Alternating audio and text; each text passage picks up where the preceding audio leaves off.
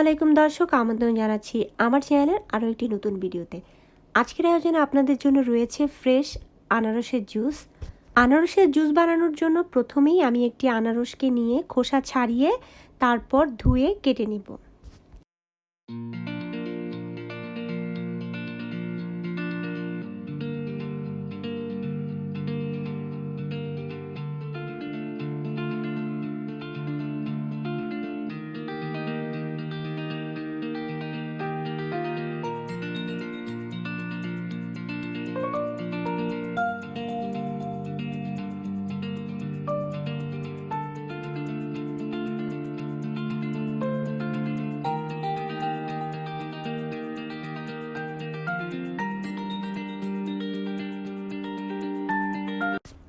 আনারস কাটা হয়ে গেলে একটি ব্লেন্ডারের জগে আমি কাটা আনারস নিয়ে নিয়েছি।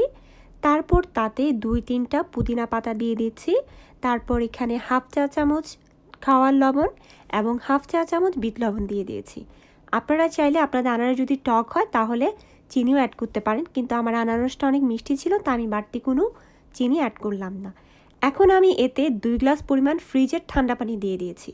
আপনারা চাইলে পানিটা কম দিয়ে আবার সাথে আইসও দিতে পারেন। এখন আর কোনো কাজ নেই, এখন সব কিছু একসাথে মিক্স করে নেব। কিছু একসাথে ভালোভাবে মিশে গেলে একটি ছাঁকনির সাহায্যে ছেঁকে আমি সার্ভিং গ্লাসে সার্ভ করে নিচ্ছি। আপনারা চাইলে গ্লাসের মধ্যে আইস দিয়েও এই জুসটাকে সার্ভ করতে পারেন, তবে আমি উপরে সার্ভ করার আগে কিছু পুদিনা পাতা এবং বিট লবণের গুঁড়া দিয়ে দিয়েছি। এই গরমে কিন্তু এই ধরনের ফ্রেশ ফলের জুসগুলো কিন্তু আমাদেরকে খুব এনার্জি যোগায়। আপনারা বাসায় সবাই ট্রাই করে জানাবেন আপনাদের কাছে কেমন লেগেছে। আর সেই সাথে আমার এই ভিডিওটি যদি আপনাদের ভালো লাগে লাইক কমেন্ট করতে ভুলবেন না। সেই সাথে আমার চ্যানেল সাবস্ক্রাইব করার জন্য অনুরোধ রইল। সবাইকে অসংখ্য ধন্যবাদ ভিডিওটি দেখার জন্য। আল্লাহ হাফেজ।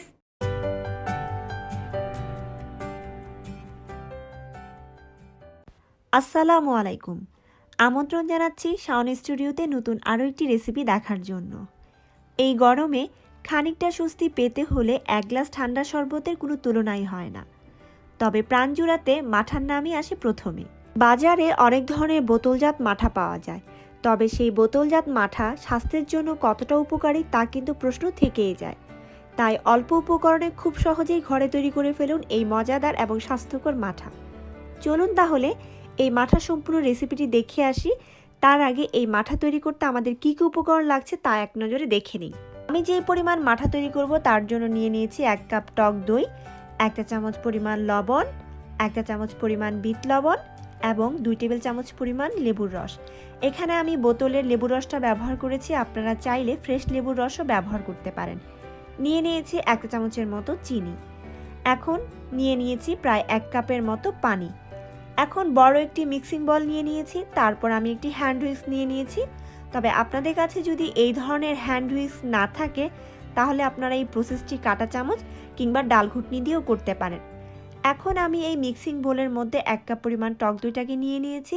এই টক দইটাকে কিন্তু আমি কোনোভাবে পানি ছড়াইনি কিংবা আগে থেকে ফেটে নেইনি। এই টক দই দিয়ে দেওয়ার পর আমি এখন এখানে দিয়ে দিলাম প্রায় 1 চামচের মতো লবণ এবং প্রায় 1 চামচের মতো বিট লবণ। তবে আপনারা চাইলে বিট লবণটা অ্যাভয়েড করতে পারেন, তবে বিট লবণ দিলে স্বাদ কিন্তু একটু বেড়ে যায়। তারপর আমি দিয়ে দিচ্ছি 1 চামচের মতো চিনি। তারপর দিয়ে দিলাম আমি এখানে 2 টেবিল চামচের মতো লেবুর রস। এখন এই সব কিছুকে আমি হ্যান্ড হুইস্ক দিয়ে খুব ভালোভাবে মিশিয়ে নিব, অর্থাৎ টক দইটাকে ফেটে নিয়ে একটা ক্রিমি ক্রিমি ভাব নিয়ে আসবো। সব কিছু যখন একত্রে খুব ভালোভাবে মিশে যাবে তখন আমি তাতে দিয়ে দিলাম প্রায় 1 কাপের মতো ফ্রিজের ঠান্ডা পানি। মাঠা তৈরির ক্ষেত্রে আপনারা সবসময় খেয়াল রাখবেন দই এবং পানির পরিমাণটা যেন আপনারা সমান রাখেন, তাতে করে আপনার মাঠাটা খেতে কিছুটা ক্রিমি ক্রিমি ভাব হবে এবং ভালো লাগবে। এখন এই পানির সাথে টক দইয়ের মিশ্রণটাকে খুব ভালোভাবে ঘুটিয়ে নিচ্ছি যতক্ষণ না পর্যন্ত উপরে একটা ফেনা ফেনা ভাব হয়, অর্থাৎ দইয়ের যে ক্রিম আছে সেটা যতক্ষণ না পর্যন্ত জমে যাবে উপরে ততক্ষণ পর্যন্ত এটাকে এভাবে ঘুটে নিতে হবে। ঘুরতে ঘুরতে যখন দেখবেন যে উপরে এভাবে ফেনা হয়ে গিয়েছে, অর্থাৎ দইয়ের যে বাটারটা সেটা উপরে উঠে গিয়েছে, তখনই ঘুটা বন্ধ করে দিতে হবে। আমার মাথাটা সম্পূর্ণভাবে তৈরি হয়ে গিয়েছে। এখন আমি এই মাথাটাকে একটি জগে নিয়ে নিব। তবে আপনারা এভাবে করে মাঠা তৈরি করে ফ্রিজে রেখে দিতে পারেন, খাওয়ার আগে বের করে নিলেই কিন্তু ঠান্ডা ঠান্ডা মাঠা খেতে অনেক ভালো লাগবে। এখন আমি এই মাঠাগুলোকে গ্লাসে পরিবেশন করে নিচ্ছি। তবে আপনারা চাইলে গ্লাসে কিছু বরফ কুচি দিতে পারেন। তবে যেহেতু আমার মাঠাটা আমি ঠান্ডা পানি দিয়েই করেছি, তাই আমি আর এখানে এক্সট্রা করে কোনো বরফ অ্যাড করিনি। তবে আপনারা চাইলে করতে পারবেন। এই ছিল আমার আজকের মতো ঠান্ডা ঠান্ডা প্রাণ জুড়ানো মাঠার রেসিপি। আশা করি রেসিপিটি আপনাদের ভালো লেগেছে। যদি ভালো লেগে থাকে তাহলে প্লিজ আমার চ্যানেলটা সাবস্ক্রাইব করবেন। সেই সাথে আমার এই ভিডিওটি যদি ভালো লাগে তাহলে কিন্তু লাইক দিতে ভুলবেন না। আজকের মতো এখানেই বিদায় নিচ্ছি। আল্লাহ হাফেজ।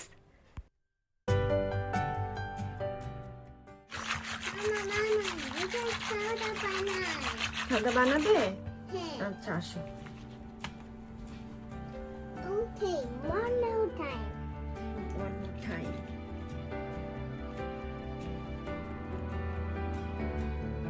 গুড জব, হয়েছে। এখন আমি করি। Hi, Kocho. থ্যাংক ইউ, আরিগাতো গোজাইমাস।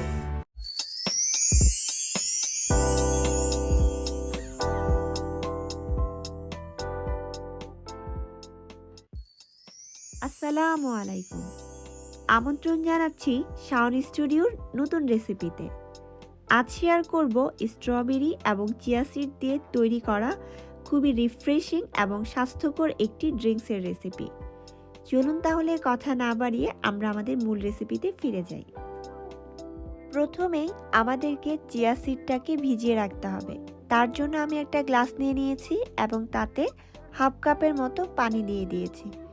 এখন এই হাফ কাপ পানির সাথে আমি 1 চা চামচ পরিমাণ চিয়া সিডটাকে নেড়ে মিশিয়ে নিব এবং 10 মিনিটের জন্য ভিজিয়ে রাখব।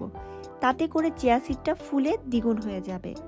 চিয়া সিড দিয়ে যে কোনো রেসিপি করার আগেই কিন্তু চিয়া সিডকে পানি অথবা দুধ দিয়ে এভাবে কিছুক্ষণ ভিজিয়ে রাখতে হবে। এখন চলে যাচ্ছি আমি স্ট্রবেরি কাটার জন্য। এখানে আমি 3টা স্ট্রবেরি নিয়ে নিয়েছি এবং স্ট্রবেরিগুলোকে আমি কেটে নিয়েছি যাতে করে ব্লেন্ডারে ব্লেন্ড করতে আমার সুবিধা হয়। আবার আপনারা চাইলে এই রেসিপিতে ফ্রোজেন স্ট্রবেরিও ব্যবহার করতে পারেন। স্ট্রবেরিগুলো কাটা হয়ে গেলে এখন আমি একটি ব্লেন্ডার জাগে এই কেটে রাখা স্ট্রবেরিগুলো নিয়ে নিয়েছি। তারপর তাতে দিয়ে দিচ্ছি আমি 2 চা চামচের মতো ক্যান সুগার বা ব্রাউন সুগার। আপনারা চাইলে এই ব্রাউন সুগারের পরিবর্তে ম্যাপেল সিরাপ কিংবা মধুও দিতে পারেন। তারপর আমি দিয়ে দিলাম 1 চা চামচের মতো লেবুর রস। লেবুর রসটা এই শরবতে একটি টেঙ্গি ফ্লেভার আনতে হেল্প করবে। তারপর দিয়ে দিলাম 1 চিমটি লবণ। এখানে আপনারা চাইলে বিট লবণও ব্যবহার করতে পারেন। এখন দিয়ে দিচ্ছি আমি 1 কাপের মতো পানি। আমি এখানে যে পরিমাণ শরবত বানাচ্ছি তার জন্য 1 কাপ পানি যথেষ্ট। তবে আপনারা যদি এর বেশি তৈরি করেন তাহলে কিন্তু সব উপকরণ আপনাদের টেস্ট অনুযায়ী বাড়িয়ে কিংবা কমিয়ে নেবেন। এখন আমি এই ব্লেন্ডারে সব কিছু একসাথে ভালোভাবে মিক্স করে নিচ্ছি। মিক্স করা হয়ে গেলে এখন এই স্ট্রবেরি মিক্সারের সাথে আমি যে চিয়া সিডটা ভিজিয়ে রেখেছিলাম সেটাকে মিশিয়ে দিব। তবে তার আগে চিয়া সিডটাকে আমি আবারও চামচ দিয়ে নেড়ে দিয়েছি যাতে করে চিয়া সিডটা যদি দলা পাকিয়ে থাকে তাহলে সেটা যেন আলাদা আলাদা হয়ে যায়। চিয়া সিডটাকে এই স্ট্রবেরি মিক্সারের মধ্যে দিয়ে আমি আবারও চামচ দিয়ে নেড়ে মিশিয়ে নিচ্ছি। এই তো তৈরি হয়ে গেল খুবই রিফ্রেশিং এবং হেলদি একটি ড্রিঙ্কস। এখন আপনারা আপনাদের পছন্দ মতো করে পরিবেশন করতে পারেন বরফ দিয়ে এবং বরফ ছাড়া। আসছে রমাদানে এবং গরমে কিন্তু আপনারা এই রেসিপিটা ট্রাই করতে একদমই ভুলবেন না। আমার রেসিপি যদি ভালো লেগে থাকে তাহলে আপনাদের ফ্রেন্ডস এবং ফ্যামিলির সাথে শেয়ার করবেন আর নতুন রেসিপি পাওয়ার জন্য আমার চ্যানেলটা সাবস্ক্রাইব করবেন। আজকের মতো এখানেই বিদায় নিচ্ছি। আল্লাহ হাফেজ।